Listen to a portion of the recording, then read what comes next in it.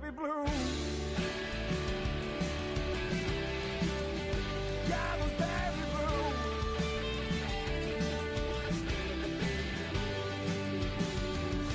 A broken man without a path. A vagrant aimless without a mouth.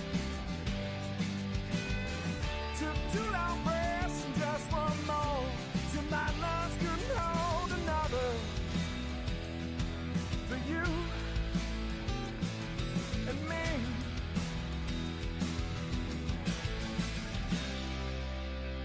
And those baby blues. Yeah, those baby blues.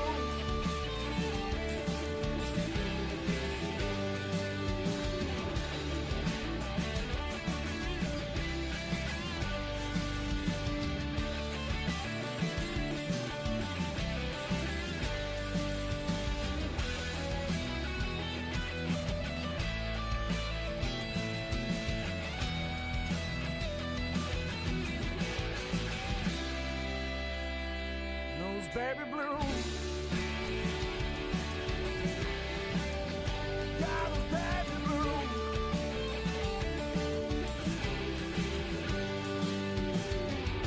A broken man without a path. A vagrant aimless without a mouth. Some kisses your cheek and then grazes your neck. Makes my lips so damn jealous. You and me.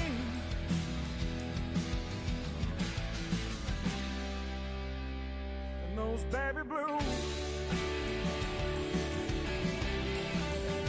Yeah, those baby blues.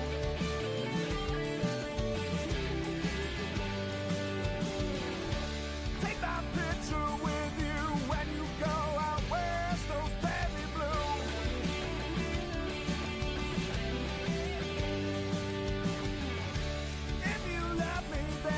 Say it with your chest, those baby blue. Now, don't forget about me, yeah. I will do my best, those baby blue. Oh, that's true for me and you.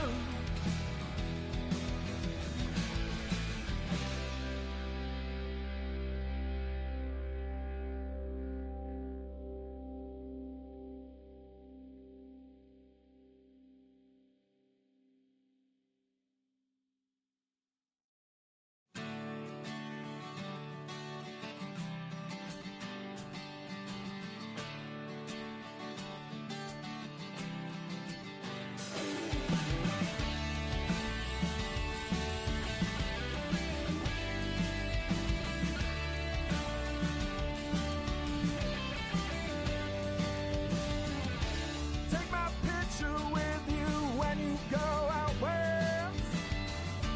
If you love me, then just say it with your chest.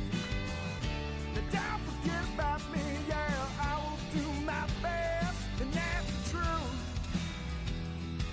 for me and you. Yo, what is up, 24/7 Buff Pandemonium? It's your guy, Swank. It is Tuesday. It is 8:32 p.m. Eastern Standard Time, and that can only mean one thing. It's time for the K-Gun on a Victory Tuesday. That's right, Season 6, Episode 38 of the K-Gun is a Bills win show, and I couldn't be more happier about it. I got the Reed boys waiting in the wings to come on and discuss this huge win that really meant a lot as far as our playoff standings went. We're going to talk Pittsburgh. We're going to talk Cincinnati coming to town. We're going to talk about that Epilox Mafia meetup. There's so much to go over. We can't wait to get into it. I'll tell you what, why don't we just do it?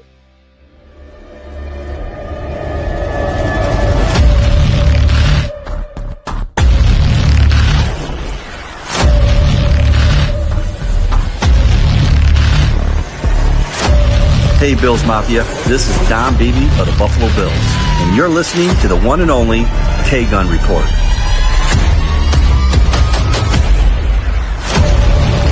Oh, and you all know, go Buffalo. That's right. You all know, go Buffalo. God, I love it. John Beebe. Did you guys ever think in your whole entire life that we would have a Don Beebe cold open video to start this season 6 season of our show here? Not me. Just never, Nope. never in my life. Nope. Never in my life. Not I. Good evening, everyone, and welcome to the K-Gun Report. We're real glad to have you here. We're brought to you by the Buff Fan Base Network. As such, sponsored by 26 Shirts. Go to 26shirts.com and see what Del Reed and the gang got cooking up for you. The freshest threads, helping out a family in Western New York. $2.3 million to date raised. 26shirts.com. Christmas is coming up, man. They got all sorts of good stuff going on over there. Go hit that up. Guys, full Reed panel tonight. I'm so excited. Right below me, my brother from another mother, the same mother as this guy up here next to me. That's Jared Reed right there. Everybody say, hey, Jerry. Hey, don't mind Jerry moving back and forth, guys. He's just trying to get his camera adjusted. Trying to get my focus. All of a sudden, it's not focused. So we'll get there. But yeah, yes, like a little Rocky thing. coming into a back and go side to side or something. Yeah. Here we go. There's the thing. No, like you mentioned before, hey, Snake. How you doing, Jerry? Yeah, I'm doing great. Like you said, coming into the K-Gun Report with a win's always a better Tuesday than the therapy ones. But yeah, let's do it. Hell yeah, brother. Hey, and vote in the comments. Do you guys like in focus or blurry Jerry better? Let's see it right now. Right next to me up here, man. My guy, Scooter Magooter. Scott, what do you got tonight? Like Jared said, I love coming in here talking about a victory. But I especially love coming in here talking about a victory and hyping up the fun event that we do. We did it once last year. We're doing it again this year at Dirty Jacks at FLX Mafia Meetup, the watch party for the Cincinnati Bengals game. So it's going to be an amazing week. Hell yeah, we'll get into that a little bit later on. But if you're interested, man, here you go. Here it goes right here. Here we are, and here it is. Yeah, and I also put in the link as we're coming in. I put in the link on all the comments, guys. Sweet. Yeah, the FLX meetup. We'll be talking all about that all night. If you are from the Finger Lakes or not, and you just want to come hang out at a sweet little bar in our hometown here and watch the game with us, watch Sunday Sessions live featuring special guest Jared Reed in focus. If you're there in person, he will be in focus. Then come on down, man. We're going to be there from 11:30 to 5. We're going to do an 11:30 to like 12:30-ish, little past maybe. Little live stream there. We got some giveaways. We have raffles. It's going to be a killer time. So come on down. They got bottle special or bucket specials. They got, I think, wing deal, special wing. Yep. Tell them all about it, Scooter. You're the one that concocted and taste tested. What do you got? Yeah, as of now, the 5 Labatt's and about bucket a deal, and then the Fandemonium, a new wing that Otis and Lisa's started last week. It's really good. It's a mild buffalo, so everyone can enjoy it. It's got blue cheese. It's got a special sauce on it and all that stuff. So good stuff. And I can tell you guys, if you do purchase the beer special and or the wings, that'll give you tickets to enter in for the giveaways. Hell yeah. And that big raffle that we have that you can buy tickets for, that would be the AJ Epinesa signed jersey. Yep. But all the other giveaway stuff, man, we'll have t-shirts, we'll have these sweet posters here, and a bunch of other little stuff, man. So come hang out. It'll be a great time. Hopefully they win, or else the three of us will be as miserable as you guys will be, only in real time. So it'll be awesome. I'm worried about that, but it is what it is. I think all Bills fans are the same way, so we'll be all pissed off together. Our guy William, like one of our good buddies, Will, he bartends over there sometimes. He's not going to be there this Sunday. He works every other Sunday. I remember we were all debating on that. I was like, oh man, that'd be sweet if he was there. He's got every other Sunday, so this is one that he's going to be off. But he wanted me to come down when they were playing the Chiefs, and I was like, I love William. He's a very great guy, good friend. And I was like, you know what, man? I just can't. Yep. Like I can't be here for the whole thing. Maybe I could be here for a half, maybe, but I just need to be like in my own little thing. I think I used to go out and watch games at bars when they were really bad, and it sucked. I hated it. Yeah.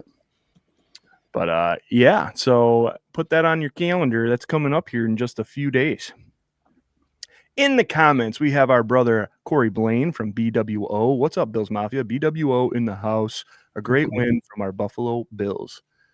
Scott, did you see Corey not last Monday, not yesterday, but 2 Mondays ago when we were doing Endless Mountain Mondays, and he put a comment in, and like I kind of read it before I read it, you know? I was like reading it out loud, and he was like, "Hey guys, get off this and go see BWO." BWO. Yeah, it was last week. It was a Christmas special. They went in early, and they didn't think about the Endless Mountain Mondays coming in. It was just funny because I was like, as I was reading it, I was like, "Come over because we're streaming." I'm like, "Get out of here, dude." They had one viewer. It was me going in there and saying, "Oh shit, EMM's on." Boop. See it. Just kidding, Corey. Corey just sent us. He sent me. I don't know if he sent you it, Scott, but a picture of the Niners game. That was a year ago. That was a year ago memory that just popped up, and he like sent me this dopey picture of me in the snow with a big half buzzed, probably drunk smile on my face. And I was like, "Man, that was a year ago." And he's like, "Yeah, couldn't believe it." That game was something. We left early anticipating the traffic and the snow, and I think we got there 15 minutes earlier than what GPS had us. Yeah. So we were there for a long time in the Hammer lot, and I had a blast. I was driving, so I paced myself perfectly, and we were warm enough, snowing like crazy, that Josh Allen reversed the pass, pitch back, touchdown. It was an amazing atmosphere for sure. Don't forget Mrs. Kittle. Mm-hmm. Oh, yeah? Mrs. Kittle and George Kittle's dad, him throwing me and Kyle a couple brewskis. That was fun. Yeah, had a great time, man. It was a great game. We got Debbie Emerton. Hey, Mafia, go Bills. What up, Debbie? Debbie. We got the amazingly beautiful Ellen Lartz. What's up, everyone? Got to celebrate the Bills beatdown on the Steelers. Absolutely. Hell yeah. We got Lonnie Cook. What's up, Lonnie? Me. Uncle James with the What's Up Mafia. AFC ain't scary. LFG. Little Froggy. Go Nats. There you go, Jared. It's in focus all of a sudden. He's I know. Uh-oh. This is Sparta. Mafia mount up. Here's a little secret. Go ahead. Go ahead, Jared. Give me a weapon. Could be a weapon. I don't think I'm gonna scream Mafia mount up anymore because every time I do, Bianca goes absolutely batshit up above me for like 15 minutes. So Mafia mount up. What up, brother? How are you? Bill's holiday touchdown movie is on right now, says Ellen Lartz. Go ahead and go watch that. You can watch this later. Go watch that. Have you guys watched that yet? Mm-mm. I've looked for it. You got to pay for it. I not yet. Oh, really? Oh, I didn't know that. That'll be the only Hallmark movie I think I ever watch all the way. Yes. We got Lori. Hey, the mother of our kid in the street, Eli. What's up, Lori? How you doing? Hi. We got Doug. Happy Tuesday, everyone. Time for the best night of the week. Hell yeah, man. Crack a cold one and hang with the gang. That's right, brother. What do you got there, Jerry? Mountain Dew? A little sour action. Oh, yeah? If it ain't broke, don't fix it. Right? So, last Tuesday I might have had a Guinness too. So we're going to keep that for the end of the night and run with a little. I was like, that's a really dark looking sour. And there has sour with a dark blackberry. What do you got over there, Scooter? You on your mixers? Yep, bourbon. Got some Beam in here. We got Cookie. What up? What's up, Cookie? Hey, Josh. DeAndre Crosby. I think think that's a newer name. Houday. Cincinnati guy. Oh, man. Welcome. Thanks for tuning in. The hashtags and algorithm found with Cincy guy. Welcome to the show. Jamie says not blurry, but I see double. George Betson says, is it true GOAT JA17 is going to lay belt to ass on the Bengals defense? I'll go in and say this just in, bro. Yeah, I think that's the hottest take of the night. You got it right there, brother. George, welcome. New name? John's hard week last week. Missed a couple shows. Glad to be back. Go Bills. Hell yeah, John's good to have you back, brother. Definitely good to have you back, John's. Lou RQ, what up, brother? Hey. What's up, Lou? Oh, sorry, we're a little behind on the comments there, George. But yes, we have confirmed. Yes. Oh, he's mad already. He unsubscribed. And now he didn't unsubscribe. You guys don't know about no snow. Probably got all season tires without the snowflake severe weather emblem. George, are you selling? drinking bourbon too, buddy? And when did you start? And do you stop? Welcome. Snow George. tires, bro. Come on, get over yourself. Corey, that Niners game was probably my best game. Yeah, all right. So I went to that Baltimore playoff game, and that was pretty incredible. Yeah, That's I awesome. bet. But yeah, let's see. Jim Graham, what up, brother? Hey, Mad Dog 2020. What's up, brother? Will let me open my Mad Dog 2020 it Peaches is. Cream. Hell yeah. I did it because you know that I'm a fiend. Lonnie says the movie is okay, but you can only watch it once. Sweet. Maybe I just get like a little synopsis from you, Lonnie. That's Hallmark, so you could probably guess. Yep. A lonely girl returns home to small town Buffalo after losing her job in a divorce and really finds the true meaning of love and Christmas. Becoming a homewrecker and ruining a marriage and taking. All why the Buffalo Bills win the championship. There you go. I mean, you can't be mad about that. Guys, let's get into it here. It's 8:44. Buffalo went down to Pittsburgh and whooped that ass, and we're real stoked about it. I got to tell you. We put a winning on them, 26-7. Things, this felt pretty good to me after about the first quarter and a quarter, maybe, you know. I don't know. I think coming back to this kind of game, to be able to talk about this kind of game, I texted these guys earlier and was like, I'm very excited to be on the show today because it feels like it should feel when you're 8-4, like getting a little bit more on track. So if you're new to the show, it's time for a segment we call 3 Up, 3 Down. Brought to you by the FLX Mafia. Bills fans in the Finger Lakes. Bills fans in the Finger Lakes. That's right. And all of you Finger Lakes Mafias can meet up this here Sunday with us boys over at Dirty Jacks. Check that event out on Facebook. Here we are with 3 up, 3 down, 3 from the offense, defense, special teams up, 3 from the offense, defense, special teams down. And you know what? I usually skip down to Jerry because I'm always just so surprised that he's on the show. So I think we're going to go right down to my brother Scooter today and say, Scoot, what is your first offensive up for this last weekend's whooping on the Steelers? Our offensive tackles. Got to be the up. We went into this game. Trust me, I wasn't the only one going into this game nervous, wondering. We just gave up 8 sacks to the Texans.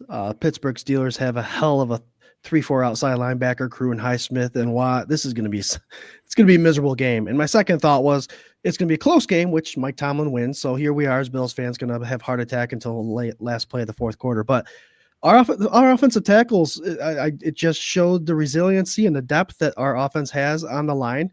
It's been something that's been mentioned many a times, not only through us, but the pundits in the TV world. They showed up. And quite honestly, guys, I do believe that they didn't put out the blueprint for how to defend the edge. Obviously, Dawkins and Spencer have been doing a great job there for a long time.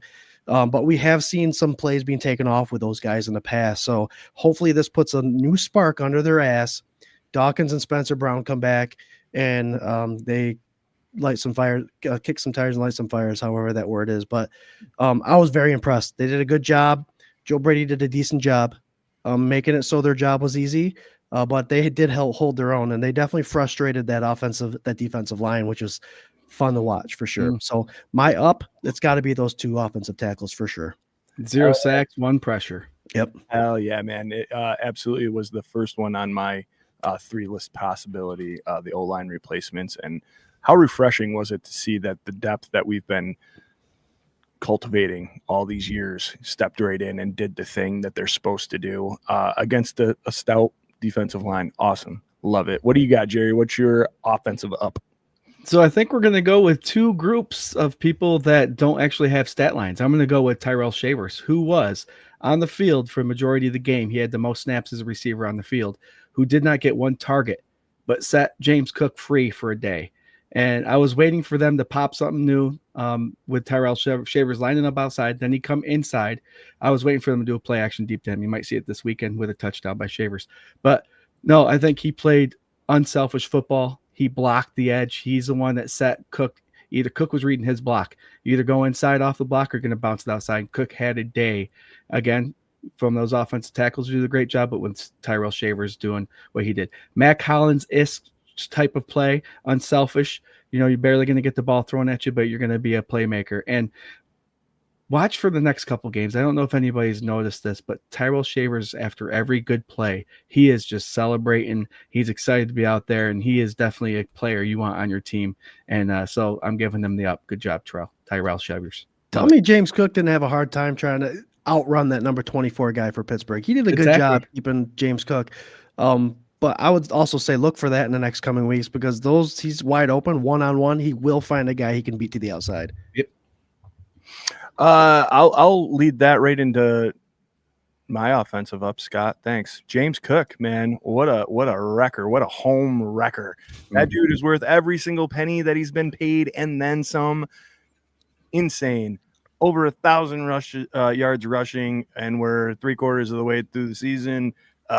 Breaking records this offense did in Pittsburgh, not only as the first team to put up the first visiting team to put up over 200 and some odd yards since like the 70s.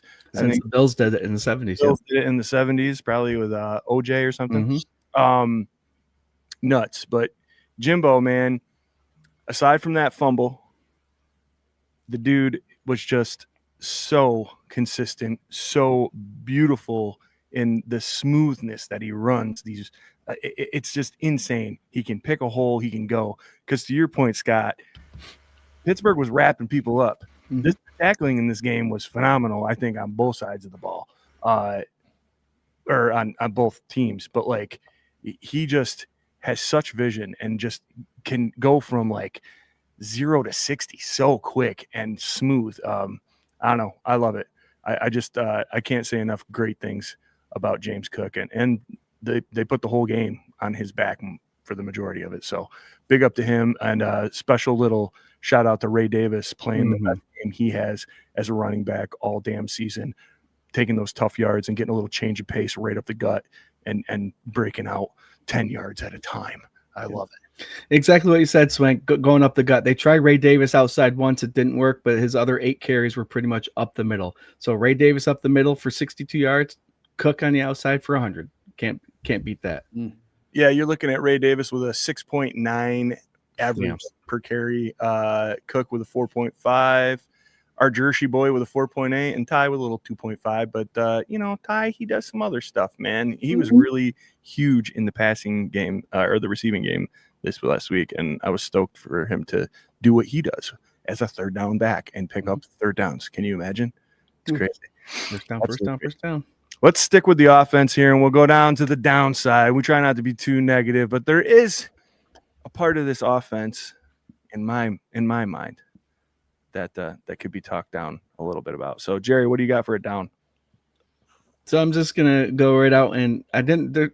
The second half was played well, but I think the slow start on this offense is going to be something that could be the Achilles heel of this team, especially as you start to move on into the playoffs. If you get a slow start against a good team, it's going to come back and bite you in the ass. So I would say, I don't know much about a player being down, but I would say the whole slow start and turnovers is definitely a down for this Buffalo Bills offense. Absolutely. 100%. I think it goes without saying. I'm glad that they balanced it out at the end, but it cannot happen against. All I was thinking was the Chiefs. The Chiefs, if they can somehow crawl out of that little rat hole that they're in and poke their head out, are you gonna give them that? You know what I mean? Right. You just can't do it. But, great point. What do you got, Scooter? My down is going to be something that wasn't necessarily a down for the game, but a down for the rest of the season. Joe Brady, you're not going to be able to get away with running the same play 20 plus times. As successful as it was, yes, you run plays that are successful. Yes, it worked for you. Yes, but come playoff time, buddy, that's going to be snatched out. and you're going to have a hard time moving this offense. I say that, guys. I'm loving the game James Cook had. I really did. But my question is, if the Steelers, which is hindsight, obviously, if the Steelers figured out that run, past games show that we haven't been able to do anything else. So he relied on it. It was successful. But my down is going to be that's going to bite you in the ass come playoff time if you're running the same play 20 plus times. My very first down was, is it sustainable? Yep. We wanted to sit here and be like, look at this game plan. Even Josh, the game plan that Joe Brady put together, McDermott, this game plan coming in here. Great. I mean, this is the physical, dominating line in the trenches kind of like game that all of us wanted to see. We wanted to go into Pittsburgh and really grind it out and just rub their face in it. And literally Bosa did. But this is not sustainable. Again, same thing, right back, Kansas City. Kansas City is not going to let you do that for 4 quarters. You are not going to get away with that for 4 quarters running the same goddamn play over and over and over again.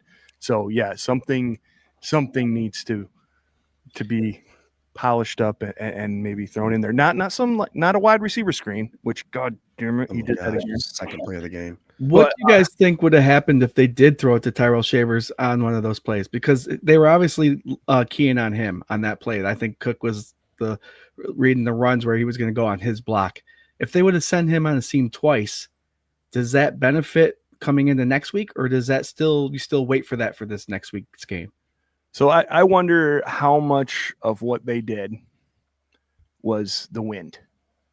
I really wonder how bad that wind was down there. And I know like him and Aaron were really slicing it through there and doing their thing. They both have strong arms and whatever else, and they're not going to shy away from it. But I do wonder, how much of it was the wind and not being able to really take those shots and kind of seeing where they were at. True.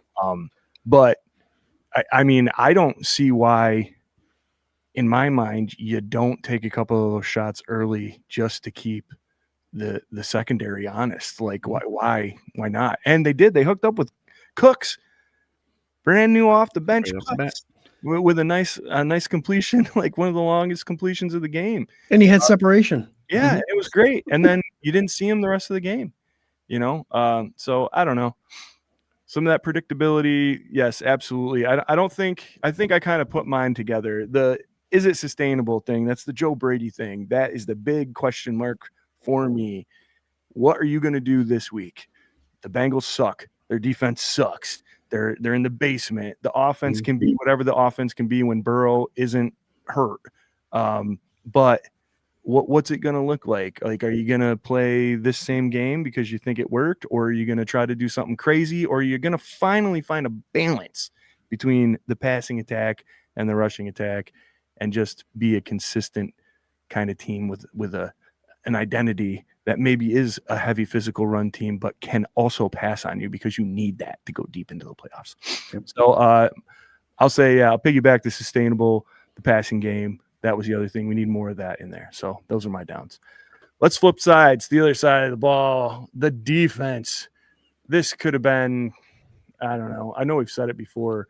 And maybe the defense was so polarizing at the first half of the season that it's still worth saying it's still a surprise. It's still, with all the injuries and everything else that's going on, this defense I think this is the best game that they played all season. This is my favorite game, I think, that the defense has done all year. Let's see. Scooter, go ahead, buddy. What's your first defensive up? It's got to be the guy at the top of that list. For a couple of reasons. I know I've pounded the table on the Buffalo Bills potentially in the next couple of years drafting a linebacker that's 6'3" plus 230 plus pounds, because I think our guys are a little too light in the foot when it comes to having to stop the run. Here we are, 6 foot, 230. So they met me somewhere in the middle. I know Bean was listening. The thing with Shaq is that he stood up in a meeting this week. And he told his team, and it's been documented that he mentioned that we need to step up our run defense, and he did. He He was the leader of that defense. I know Matt Milano is our linebacker, but Shaq Thompson, older than him, obviously, but coming from Carolina, he showed up. He wasn't talking; he was walking. And with those tackles, he played a bigger part than just the 5 tackles and the 4 assists. The guy is a leader out there. I'm loving that he's out there. He's bringing a little more size. 10 pounds is a lot of weight in the NFL. That difference when you have to meet up with a guard and try to take on those blocks. So Shaq Thompson for me, standing up as a captain, delivering as a captain, and we're going to see this defense, I think, thrive from here on out against the run for sure. But love seeing that stat line. I always say if your linebackers are the leading tacklers on the team, that means they're doing a good job. Which when your safeties are the leading tacklers is when you got problems. And right there, you're looking at it. Our 2 top tacklers are linebackers. Love it. Hell yeah, man. He came out and was just laying the lumber. He had a couple hits, and I was like, this dude looks like he's in his mid-20s again. Like he was just firing and really laying him down. It looked like he clotheslined that one guy. I think it was a running back. It just insane. I loved it. They're finding this fire. People go down and they're finding the fire somewhere else, and it shows a lot of heart and the culture. It's weird, a culture on that side of the ball. Jerry, what do you got, man, for an up on the side of the defense? Just to jump on what you guys just said, Shaq Thompson set the tone early. He had a big hit on sidelines right away that set the tone, which I love. A guy that you're not going to see any tackles in the stat line, but he did have 2 very important pass defenses. And this is a guy we've been struggling to watch throughout the whole season so far. I'm wondering if anybody else is going to step up. We were projecting him to be the 4th or 5th cornerback this year, but he ended up being number 2. Tre'Davious White made a great sighting this weekend. He was in closing people down so other people can make tackles, but 2 huge pass defenses on 3rd down that forced Pittsburgh to punt. Seeing the old Trey back was just awesome. And gosh, man, if you can keep going from there, it's going to be awesome. What I also want to mention is we already did the offense, but our defense is starting to click now, fellas. And what's the 2 things that you need when you're going in the playoffs? What are 2 things you need to have in your backpack going with you? A rush offense and a defense. And we got it going, boys. Hopefully this week against the Bengals it continues, but this is the right time for all these parts to start clicking. Yeah, I'm all about it. I think I texted you guys during the game. Like, this was absolutely Trey's best game. Yeah. Like, I couldn't believe. Again, looked youthful, looked younger, playing younger than he is. Looks at home. Looks like maybe he's trusting his legs, and those injuries are finally just completely sorted out, and he was able to play free for a game and have some fun, and that was nice.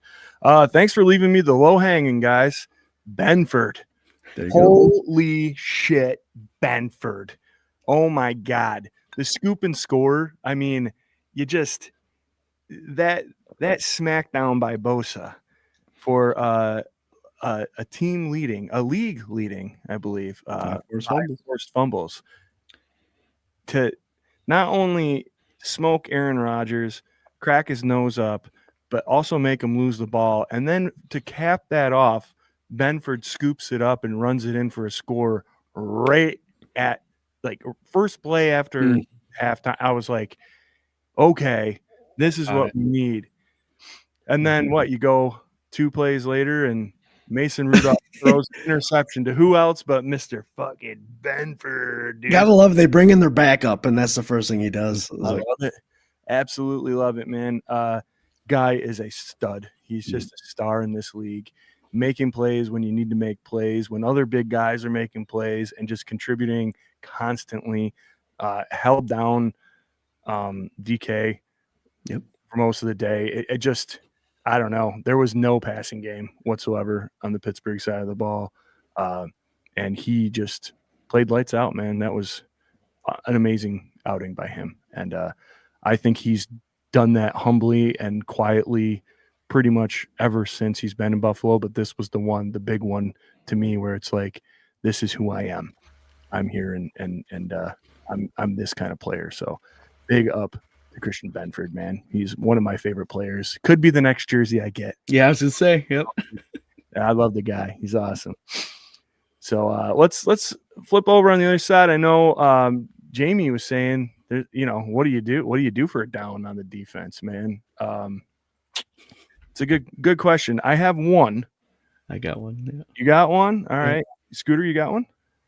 A down on the defense? Yeah. You can think about it. Just the one. Oh, you got one too. Okay. Jerry, what do you got? If it wasn't for Jordan Poyer, I don't think anybody would have put a helmet on this guy. When Darnell Washington got the ball, it seemed like our smaller guys were kind of intimidated by hitting him. And you saw that on his 2 catches. They were like, oh, God, here we go. But Jordan Poyer came up and put the smack down on that last one. I think that ended Washington's run there. But he's a hell of an athlete coming up. Young guy, tight end, 300-something pounds. He's going to be a force to be reckoned with. But you have to got to put a helmet on him. And the only down I have from this awesome defensive performance is their unwillingness to tackle him. Yeah. Thank you, Poyer, for stepping up. Yeah, that's a big boy. Yeah. That's a real big boy. I love that. Why doesn't every team not do that? Like this guy, I mean, he's quick for as big as he is too. Yep. And Sarah and I were sitting there. Sarah's like, "Who is that? What is that guy doing?" And they kept showing those bunches that they were doing with like him and the offensive linemen and the tight ends, and I was just like, "That's like scary." Luckily, that's pretty much the only thing they had going for them in the passing game. But yeah, man, wow, I want a guy like that. Absolutely, that's awesome. What do you guys got? I had sacks. Sucks that Bosa got hurt, but I just want to see more. I just want to see more. Would we just have the one with Bosa? Let's see. There's one for Bosa, and that's it. I know we're one of the top teams as far as pressure, but I just want those 4-point plays where we knock them out of field goal range or we force them to punt with a 3rd down sack. I want more sacks. I'm sorry. Yeah, I mean, we are a champion for pressures being just as good as sacks in years past on this show, but I'm with you. I want the sacks. I don't see why it can't happen. I also don't see why the amount of pressure that we got on Aaron Rodgers can't continue to happen throughout every single week against every single team. Mm-hmm. There are certain teams that they can pressure the hell out of, and then others where they can't get them.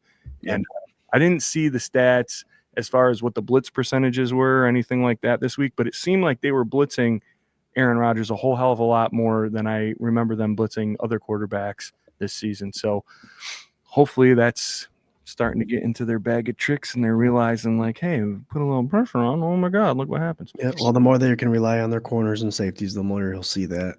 Yeah. And I think they are. I mean, to me, man, 2 corners made our up and that's God, it's awesome.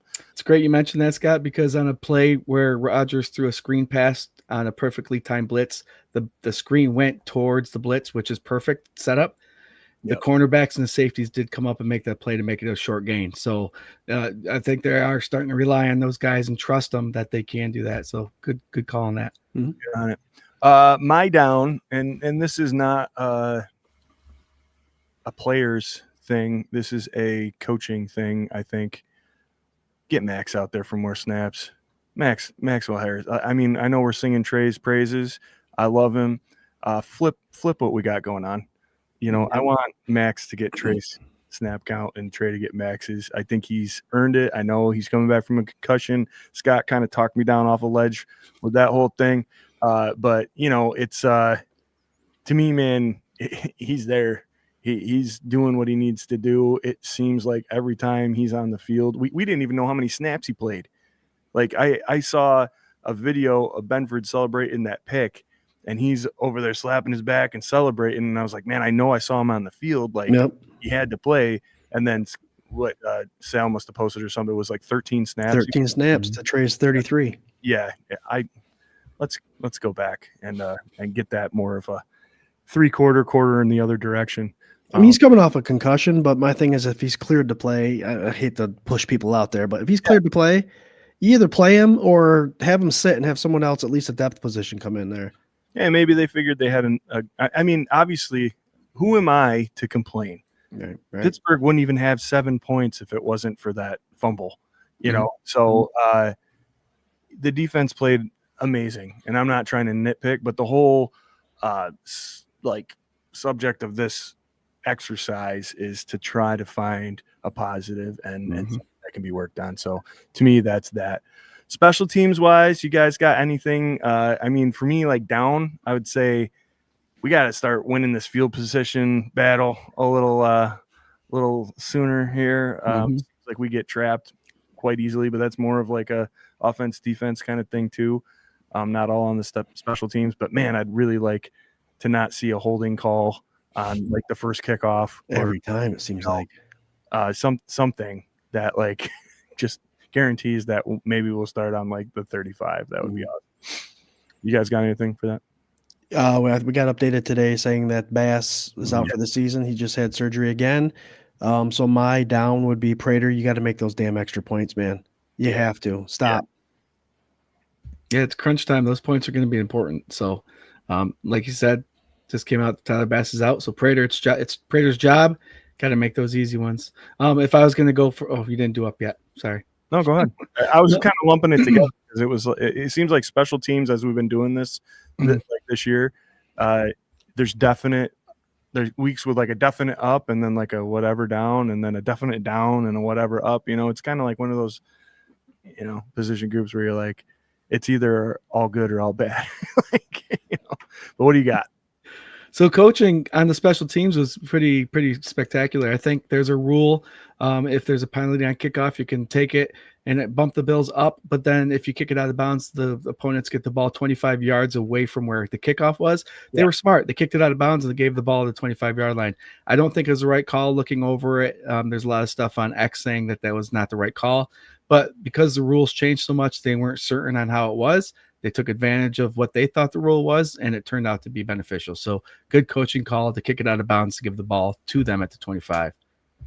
Yeah, that confused the hell out of me. And then I kind of like got it. I also think there was like a big question as far as like if they could assess it on the kickoff. Right. I thought that was super interesting because it was after the ref had placed the ball for the extra point, so it was already into the next play. And I think that's absolutely fair. That's great. I love it. Like what were they going to do? Assess it on the extra point and it doesn't do anything. So yeah, smart heads up play. This is a breath of fresh air, this special teams coach and personnel that we got going on this year. So awesome.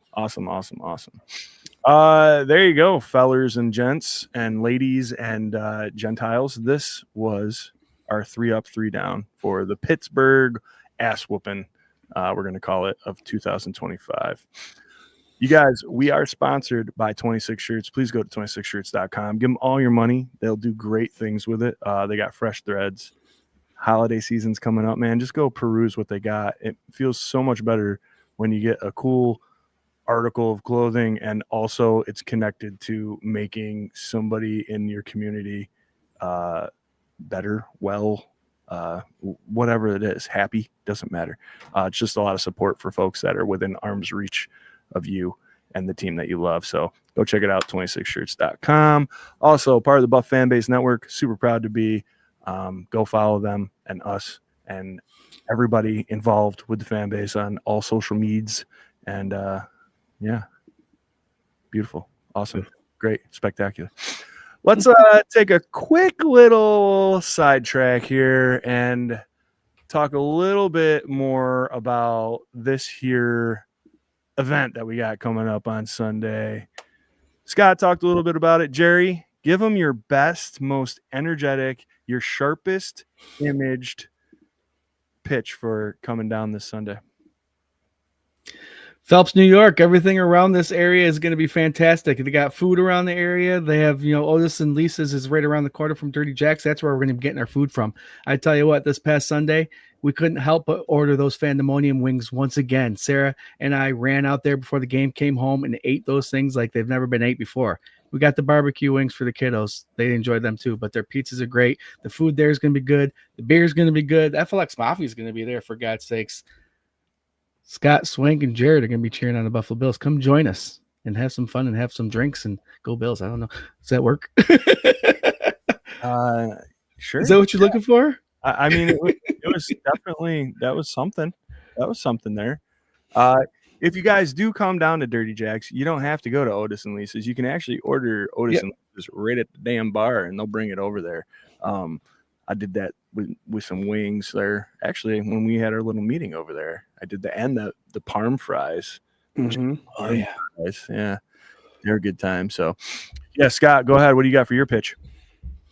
My pitch is that Finger Lakes deserve something like this. You started with the shoulder shrug. They do. I mean, we have an FLX Mafia page now. I just actually put out a link for beanie hat for the winter. You were talking about merch for 26 shirts. I just put a link in the comments to Swank created on our bonfire a nice little beanie hat for the winter time. So FLX Mafia can represent that way. But I think it's something that this area deserves. Rochester has a good fan base. Obviously, Buffalo has a great fan base, but the Finger Lakes Mafia, the Finger Lakes Bills fans, we're quiet, but we are massive. We are huge.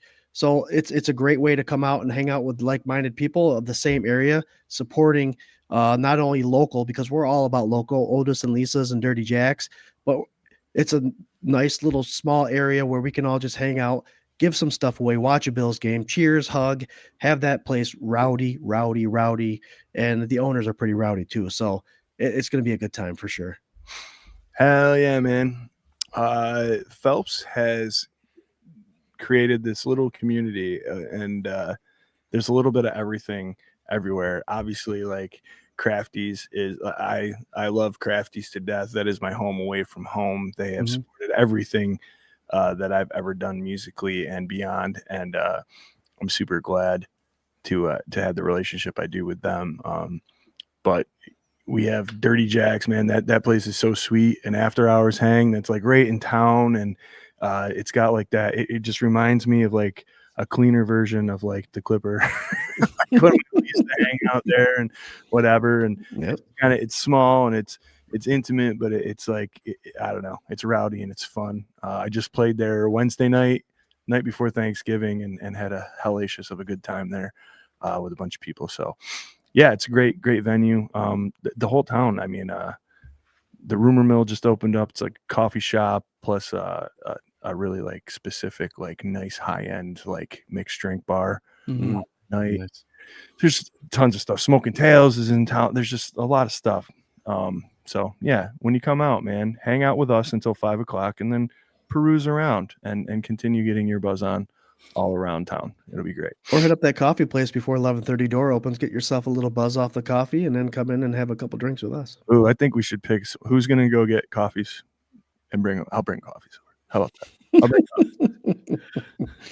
But it should be an all-around good time. The social media guys are the link to. I put the link in here, but it's on Facebook. The link to the event, all the information you need is there. But giveaways, merchandise, raffle, that Epinesa jersey, beer specials, food specials, all that good stuff. It's going to be a good time. I can't wait to see you there. Hell yeah! Come on out. 11:30 to 5. Guys, we have a game coming up this Sunday.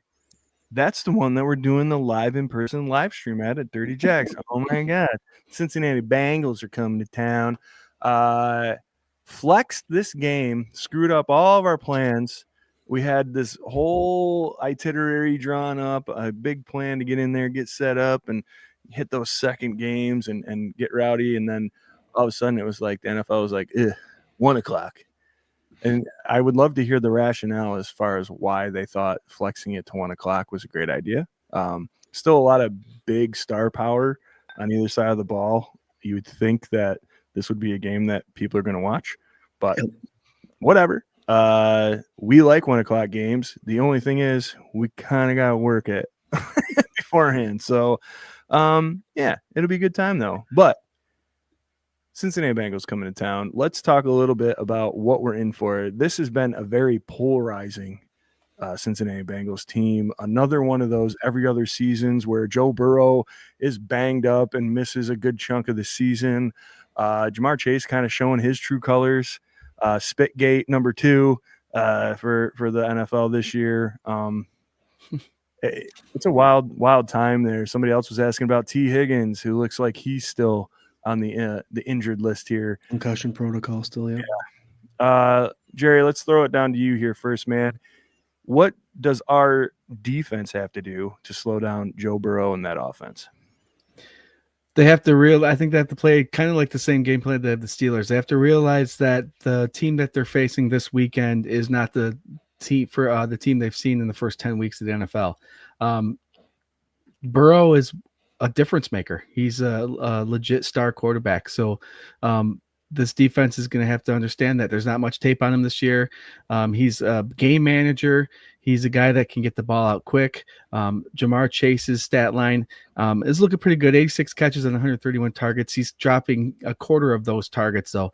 But that's from a backup quarterback. Now that they have a guy that can put it on him, that might increase. Higgins, concussion protocol. He hasn't really produced like people thought he was, but who knows what Burrow will add to that.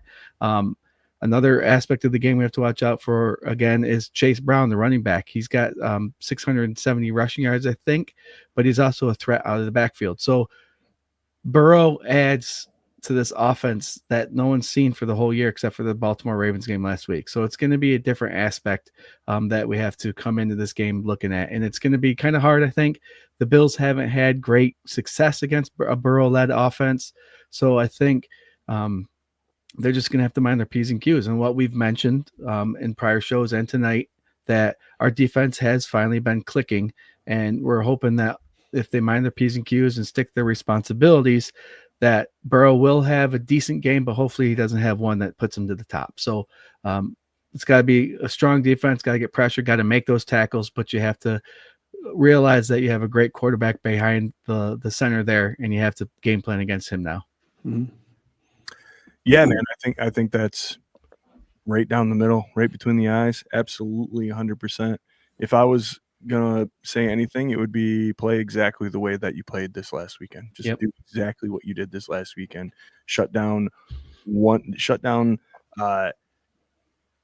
Brown and make them one-dimensional, and I think it'll be at least a little bit easier time. We all know what kind of a generational talent Joe Burrow is supposed to be, but he's also made of glass. So if you get in there rattling that cage and get some more sacks, the guy right underneath me said, maybe you'll have a little bit better of a time, because we just spent the last half an hour singing the praises of our secondary. Yep.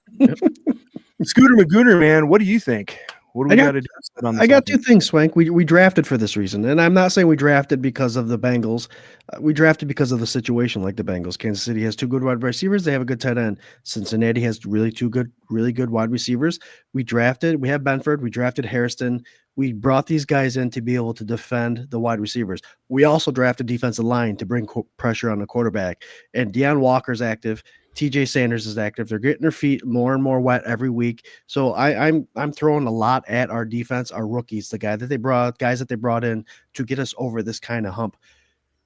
You both mentioned bringing the same kind of game plan as they did against the Steelers. And I agree 100% because of the fact that Rodgers is really good at tearing up a defense if the blitz is red. So where I'm going with this is that Burrow is the same way. He could tear up a defense if he can read blitzes. So they got to disguise a lot of things defensively, whether that's showing 5 or 6 people come in and dropping back and only bringing 4, because our 4 have been pretty okay at bringing the pressure. They need to disguise it, make it uncomfortable, make him double pump, make him clutch a little bit, and I think you'll have big-time success against Burrow. He is a quarterback that we've known over the past, made of glass, but he's been sacked a shit ton. Yeah. They've got 2 rookies on their offensive line right now and a second-year player. There's no reason why we can't create a lot of pressure and make his life miserable. So attack the same way you did the Steelers. Just be a little more disguising with it. There you go. Yeah, I like it. I think just playing a stout game, just playing your game. We had Matt Milano sightings this last weekend, and this was probably Matt Milano's best game all season. The linebacking core we're talking about with Shaq elevating that, being a leader and pushing that whole group up. You got the secondary, who we have not said an ill word about in 4, 5, 6 games. Like Bishop, you didn't even hear his name called this last week, which is like a good thing. Like it's great. We're talking, it's great. He's doing what he needs to do. Jordan Poyer's taking down 300-pound tight ends. Like we don't have to worry about this secondary and the defensive backs anymore. It seems to be working. That front four, man, just keep going, keep pushing. We need some more group. We need some wheels. We need to get something going here and really get to the quarterback.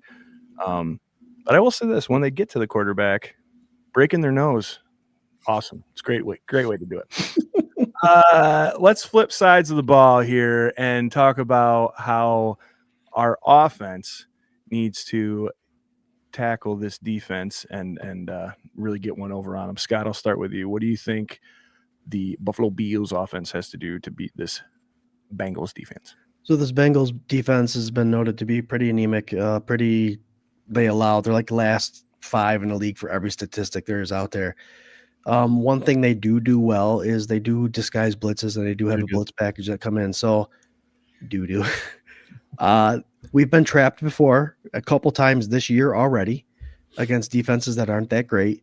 So what I want to happen this week, and I think this will be on the wheelhouse of the Buffalo Bills, is if Kincaid can come back, be healthy, reliable source for Josh Allen, and have Kincaid come back as if he wasn't gone at all, and put up 5+ catches, over 100 yards, and a couple touchdowns. And I say that because the linebackers aren't that good. Wilson just went to the Cowboys. They're kind of depleted there. So I really want this battered defense to crumble under the Bills' will offensively. So just bring it, expose them every part of the game. You see right there, Trey Hendrickson's name is red. He's hurt. Demetrius Knight is a rookie. Yep. Carlos Barrett is a rookie. You should be able to expose these linebackers. 100%. And that's Kincaid's butter right there. That's where they want to keep putting the ball to Davis and Shakir right over the middle. Go nuts. Get yards. Do shit. Let's go. All right, Jerry, real quick on that. With rookie linebackers, guys, what happens and what tends to happen is if you try to get too cute, they will find themselves out of position. You don't want to get caught in a spot where you're thinking a play is going to happen, but because luckily these guys are out of position, now you're having a turnover, throwing an interception, hence screens. Screens, sometimes they can make a bad read, end up in the right spot with a blitz, and be in right in that zone for a pick six. So you just have to be careful against bad players, or young players, I should say. Absolutely.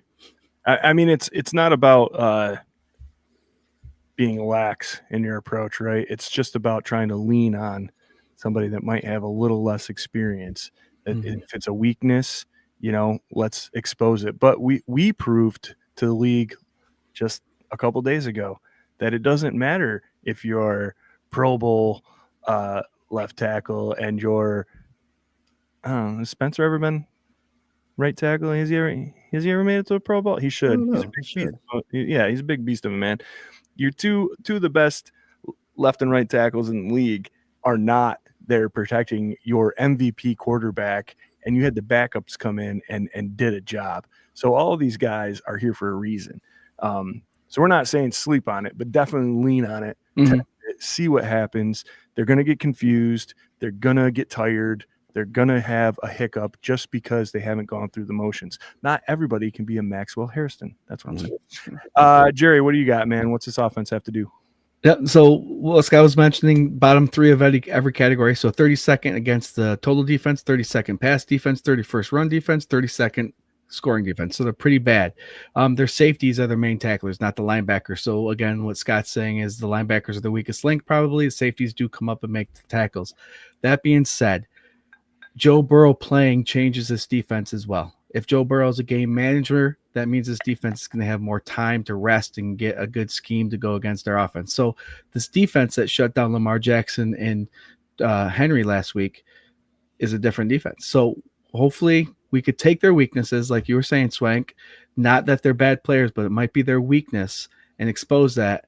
I think that this Buffalo Bills offense needs to run the ball again. Use a lot of that Davis up the middle to get to those linebackers, get those linebackers soft, so then eventually Dalton Kincaid can bust on them. So I think it's all going to be game plan with Brady, see what he can bring forward. Again, bringing an offensive run game and a defense this time of year is going to be beneficial, and that's just what makes good teams good.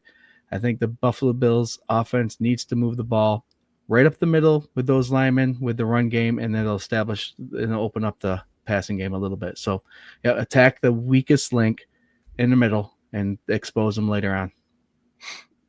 Yeah, I like it. All of it makes sense. I'll play a little bit of devil's advocate. I do want a healthy dose of what we did this last week. I do want a very physical run game, but I want to see this passing game open up. I just saw our guy Doug, maybe a big game for B. Cooks. Sure. Let's go. How about Gabe Davis? I expected that Gabe Davis long bomb last week at some point, and we never got it. And again, The wind, I think, was a big factor, but Josh didn't seem to be too afraid to like throw it when he had opportunities to throw it. So I don't know. I think I want to see him open it up a little bit more. We say it all the time. The run opens up the pass. The pass also opens up the run. Same difference to me. I think if you're successful in one area, they have to prepare for it. So you got to prove to them you can do both. And if you can do it balanced enough and at a timely fashion to where when the situation calls for it, you are just the better, more physical, better executor of the plays, like that is it. That's all you need. Like, just do that. Be better. Just be better. So like, if you get those weaker linebackers to start following up a little bit, like I said, the two safeties are the leading tacklers. They're going to have to come up and start making those tackles. Yeah. Guess what happens when those safeties come up? Yeah. There you go. Real quick, before we do anything further, man, I wanted to come back to this. Doug he snuck this little comment in here, man. Super bummed that I can't make it down to join the FLX meetup, man. Could use some positive thoughts. Headed to IR to get knee replacement this Thursday. Damn, Doug. Damn. Everybody keep a good thought in their head for our boy Doug. He is an amazing person. We love him so dearly. Him and his son come down to the Rager every single year. We've met him several times. Super good dude. So Doug, fast and speedy recovery, man. If you need anything, you let us know. We can send you beers and t-shirts. That's all we got. Good luck, Doug. Best of luck, buddy. Hell yeah, buddy. Let's see. Then Doug says, entire team needs to choose violence again. Hell yeah. This time. There you go. That's right. Fast start. That is a huge part, I think, of this offensive game plan. They need to do stuff. What happened to like the first half dozen games where the first scripted possession was a touchdown automatic? Yeah. Like, what happened to that? It just seems like it stalls. Jamie and my gal group, we always say, come on, Joe Brady, make good decisions. There was one thing I wanted to say. Joe Brady just had a baby girl. Oh, there you go. Congratulations. Maybe he's not distracted anymore or worried. Maybe that's why he was so one-dimensional. He was so worried about his wife going into labor, and now his mind has eased. He's got his baby girl. He says, Daddy, please don't let me down. The year you were born was the year you won the Super Bowl. It's that or bust now, Joe. Hell yeah, man. Dad, what'd you do the year I was born? Well, we lost. We didn't make, it can't be that way. Stop. Hey, man, you just remember what happened on the Giants. Mm-hmm. His kid told him. Schoen's kid told him who to draft, and he didn't do it. Yep. Come back and get you. Stop the slot wide receiver screens, Dad. All right, guys, we're gonna do some X Factor, some score predictions. It's 9:31. We're in a little bit of God, what was it that we're always something? It's like, here we go, folks. We're in overtime. That's right, we're in overtime, and the Buff fan base lets us go because apparently there's another show going on right now while we go. Probably. Pick your poison. Anyway, guys, let's get to something where I'm going to switch it up a little bit. We're going to go right here, right off the get some good mojo going. Ladies and gentlemen, our kid in the street. This is Eli from Eli's Winning Lockdown.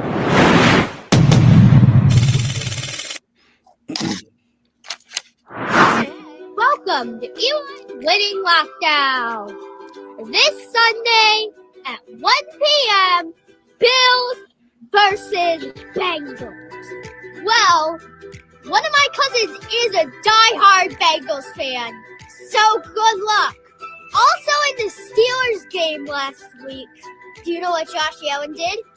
Broke another record. Most rushing touchdowns ever, beating Cam Newton at 75 with Josh Allen at 76. Oh. If you got an issue, get a tissue. Not Newton. Newton, you're okay. 35-31 Bills win. Shout out to, switching gears, shout out to Ernie Clement. nice meeting ya, and hope you still come over to my school as my special little special guest. Shout out to Josh Allen for breaking yet another record. I also really loved that part in the second half where Josh and Cam were play fighting with the ball. From forced injuries here. Shout out to the Red Wings organization too. Came in clutch for me with those 2 photos. Shout out to 26 shirts and official retail of the Bills Mafia, babe. And as always, There you go, Eli. Did you do that? Did you speed his thing up, or did he Nope. do that? Oh, really? It sounded like you fast forwarded. It did at the end there. No, I didn't touch it. I took it, pasted it, go, and that's the first time. Usually I watch them once before. I didn't watch this one, so there you go, Eli. 35-31. I like it. Yeah, we didn't even talk about Josh breaking that record. But I mean, I think over the course of the last 4 games, I thought he already had. I knew he had tied it, and then I thought he already had, and then that happened, and I was like, Nope, all right, there it is. good for him. Maybe Cam Newton will also cry and have to buy a new $5,000 hat to get over the loss of that record.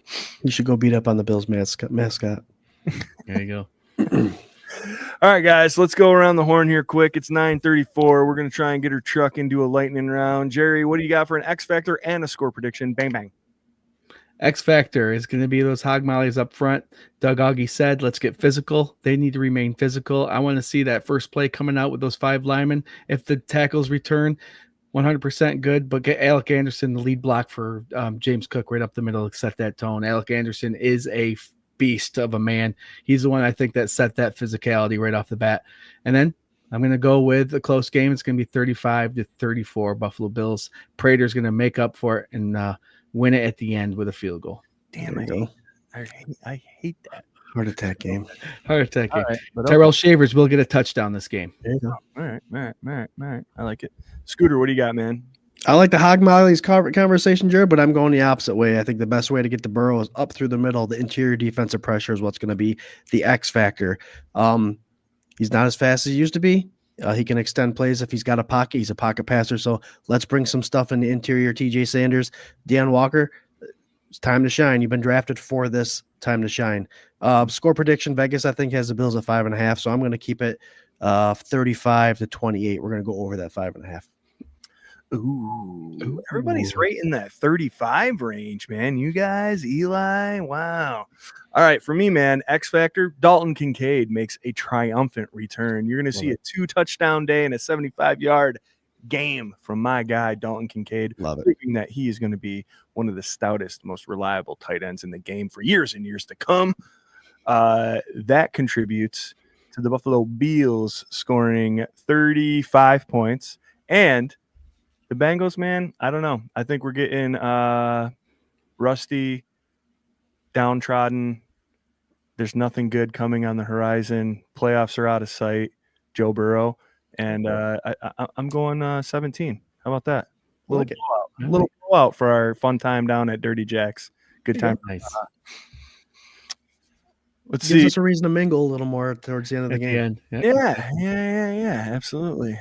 Uncle James says a Cook's TD. All right, hell yeah, let's go. John says James Cook in the O-line. Yep. Nice. I like it.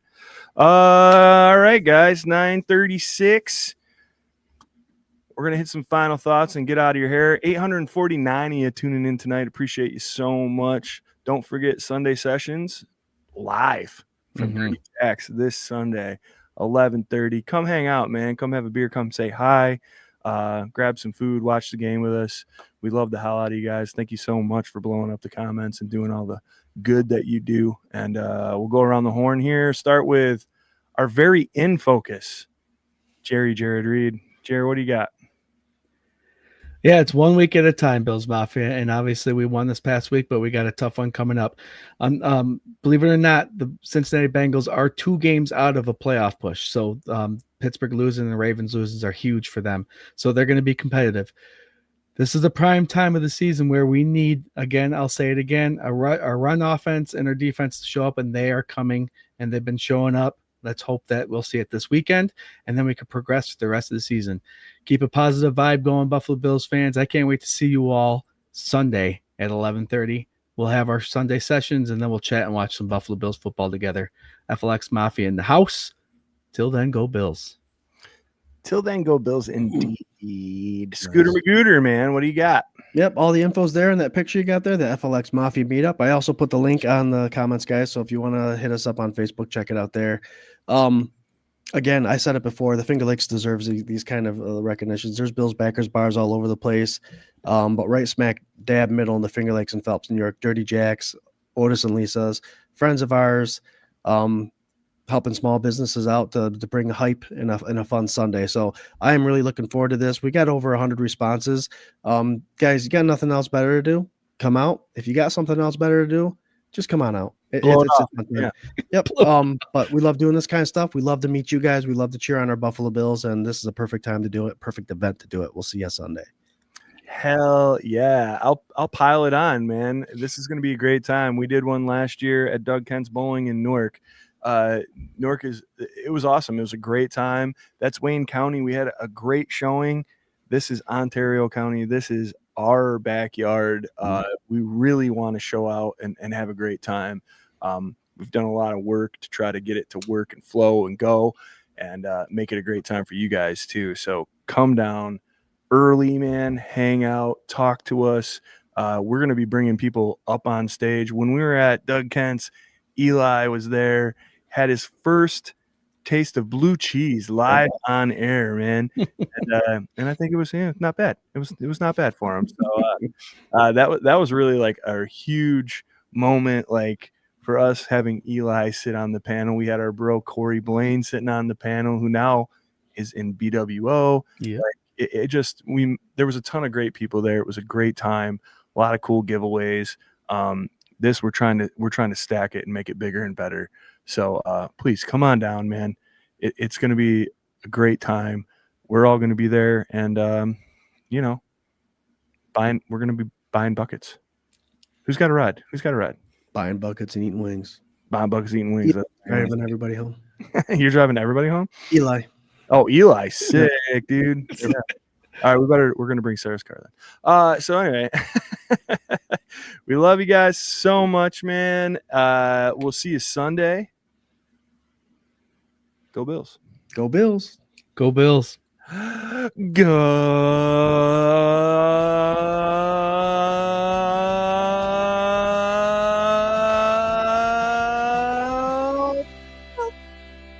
baby blues. Yeah, those baby blues.